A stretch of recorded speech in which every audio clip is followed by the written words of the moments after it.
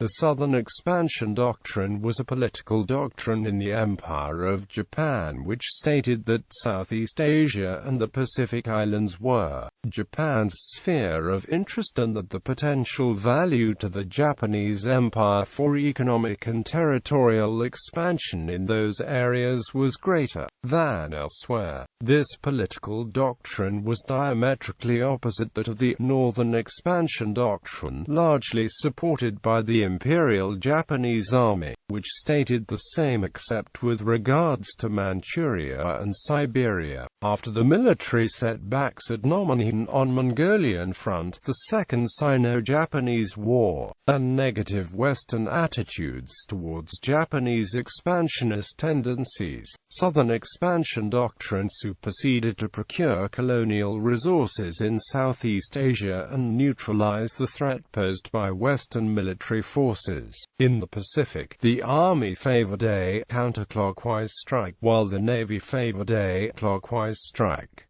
Meiji period genesis. The Southern Expansion Doctrine was initially vaguely defined. It possibly originated during the final years of the Edo period, when the leaders of the Meiji Restoration determined that Japan needed to pursue a course of imperialism in emulation of the European nations in order to attain equality in status with the West, as the European powers were laying claim to territories ever closer to the Japanese home islands. The Southern Expansion Doctrine occupied an increasingly important place in Japanese policy and diplomacy from the early Meiji period. In its initial stages, the Southern Expansion Doctrine focused primarily on Southeast Asia. The vast majority of Japanese emigrants to Southeast Asia in the early Meiji period were prostitutes who worked in brothels in Malaya, Singapore, Philippines, Dutch East Indies and French Indochina. However, by the start of the 20th century, private Japanese companies became active in trade in the region, and the Foreign Ministry had established consulates in Manila, Singapore, and Batavia. Communities of emigrant Japanese merchants arose in many areas, selling sundry goods to local customers, and large-scale Japanese investment occurred especially in rubber, copra and hemp plantations in Malaya and in Mindanao in the southern Philippines. With increasing Japanese industrialization came the realization that Japan was dependent on the supply of many raw materials from overseas locations outside its direct control, the need to promote trade, develop and protect sea routes, and to officially encourage emigration to ease overpopulation came simultaneously with the strengthening of the Imperial Japanese Navy, which gave Japan the military strength to project power to protect these overseas interests should diplomacy fail.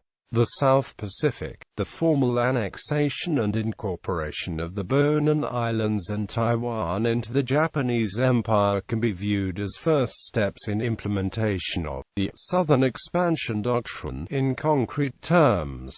However, World War I had a profound impact on the Southern Expansion Doctrine. Japan was able to occupy the vast areas in the Pacific formerly controlled by the German Empire, i.e. the Caroline Islands, Mariana Islands, Marshall Islands and Palau. In 1919, these island groups officially became a League of Nations mandate of Japan and came under the administration of the Imperial Japanese Navy. The focus of the Southern Expansion Doctrine expanded to include these island groups, the economic and military development of which came to be viewed as essential to Japan's security. Theoretical development. Meiji period nationalistic researchers and writers pointed to Japan's relations with the Pacific region from the 17th century Red Seal ship trading voyages, and Japanese immigration and settlement in Nihonmachi during the period before the Tokugawa Bakufu's national seclusion policies. Some researchers attempted to find archaeological or anthropological evidence of a racial link between between the Japanese of southern Kyushu and the peoples of the Pacific Islands. In the 1920s and 1930s, the Southern Expansion Doctrine gradually came to be formalized, largely through the efforts of the Imperial Japanese Navy's South Strike Group, a strategic think tank based out of the Taihoku Imperial University in Taiwan. Many professors at the university were either active or ex-Navy officers, with direct experience in the territories in question. The university published numerous reports promoting the advantages of investment and settlement in the territories under Navy control. The anti-London Treaty faction of the Treaty faction within the Japanese Navy set up a study committee for policies towards the South Seas to explore military and economic expansion strategies,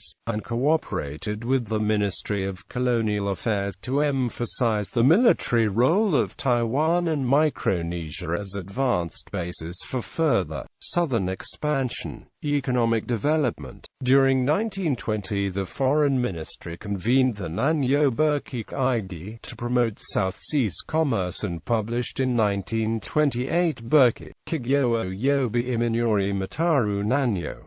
The term Nanyoko Kasaku first appeared. The Japanese government sponsored several companies, including the Nanyo Takushoku Kabushi Kikaisha, the Nanyoko Atsu Kabushi Kikaisha, the Nanyo Kyokai, and others, with a mixture of private and government funds for development of phosphate mining, sugarcane and coconut industries in islands and to sponsor emigrants, were established in Rabaul, New Caledonia, Fiji and New Hebrides in 1932 and in Tonga in 1935. The success of the Navy in the economic development of Taiwan and the South Pacific Mandate through alliances among military officers, bureaucrats, capitalists, and right-wing and left-wing intellectuals contrasted sharply with Army failures in the Chinese mainland.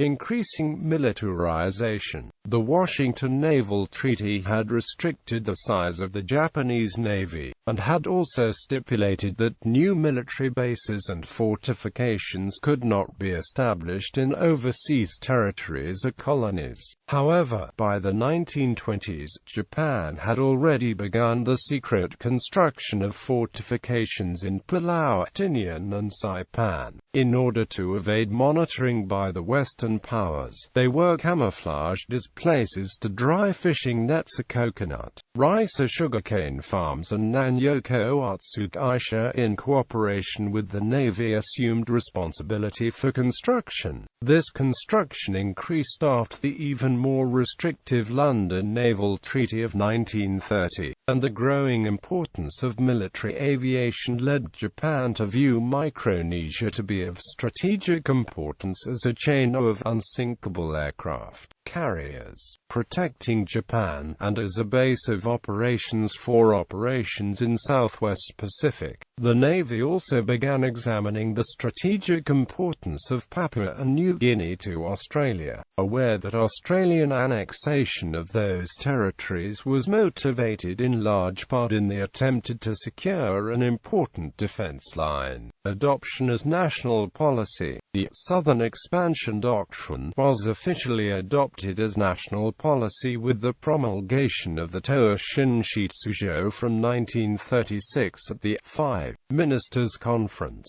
with the resolution to advance south peacefully. The doctrine also formed part of the doctrinal basis of the Greater East Asian Co-Prosperity Sphere proclaimed by Prime Minister Kono Fumimaro from July 1940. Resource-rich areas of Southeast Asia were earmarked to provide raw materials for Japan's industry, and the Pacific Ocean was to become a Japanese lake. In September 1940, Japan occupied northern French Indochina, and in November, the Pacific Islands Bureau was established by the Foreign Ministry. While the events of the Pacific War from December 1941 overshadowed further development of the Southern Expansion Doctrine, the Greater East Asia Ministry Ministry was created in November 1942, and a Greater East Asia Conference was held in Tokyo in 1943.